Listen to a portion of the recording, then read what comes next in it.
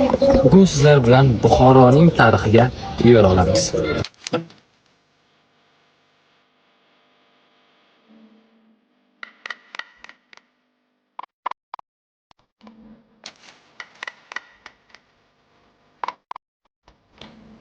Buxoro O'zbekistonning eng qadimiy va tarixiy shaharlaridan biri bo'lib, u islom olamida yuksak nufuzga ega bo'lgan.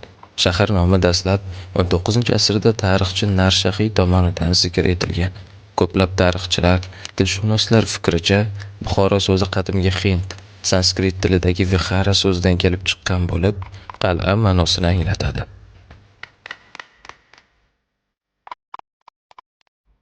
Buxoro bu oddiy shahar emas. Bu yuragingizga kirib qoladigan tarixiy nafas. Bu yerga qadam bosganingiz zahoti o'tmish sizni qarshi oladi. Ko'chalari tor, lekin har bir qadamda chuqur tarix yotadi. Har devor, har g'isht o'rta asrlarga guvoh. Ming yillik sukunatni o'z ichiga yutgan gumbazlar, har yoni mo'jaz, o'zingizni o'sha zamonlarga tushib qolganday his qilasiz. Labi hovuz.